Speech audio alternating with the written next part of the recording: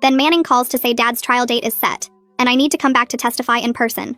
Tanner drives up to the city to accompany me to the courthouse, and Hunter spends 3 hours preparing me for cross-examination in a conference room that smells like old coffee. She warns me that Dad's lawyer will try to make me look like a liar who invented everything for attention or to get back at Dad for normal discipline. She tells me to stay calm no matter what he says, and just repeat the facts clearly without getting emotional or defensive.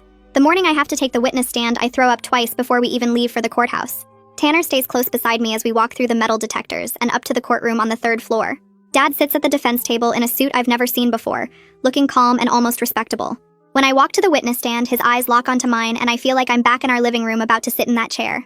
Hunter told me to focus on her face when I testify, so I force myself to look away from Dad and find her standing near the jury box. She asks me to state my name and age and then walks me through the night I ran, starting with Mom's warning and ending with hiding behind the truck. Dad's lawyer objects twice, but the judge overrules him both times. Then the defense lawyer stands up for cross-examination and suggests I'm making everything up because I was mad about normal house rules.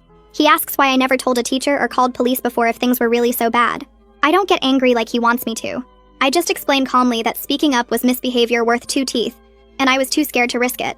He tries 3 more times to trip me up or make me contradict myself, but I stick to exactly what happened without adding or changing anything. Mom testifies after me and describes her wedding night in detail that makes 2 jurors look down at their hands.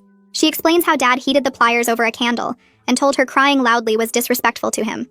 Her voice stays flat and emotionless like she's reading a grocery list, but when she opens her mouth to show the jury her destroyed teeth, several people shift in their seats. Dad's lawyer suggests she's lying to avoid criminal charges of her own for not protecting us, but her mouth is right there as evidence that speaks louder than any accusation he can make. The forensic dentist testifies next and brings enlarged photographs showing force marks on extracted teeth and trauma to surrounding tissue. He explains why the damage patterns couldn't possibly be caused by genetic disease or poor dental care, and points out specific indicators of violent extraction. One photograph shows a tooth root with visible tool marks, and the jury looks disturbed enough that the judge calls a brief recess. My brother, who took the plea deal, testifies about being 12 years old the first time Dad made him hold Mom's shoulders during an extraction.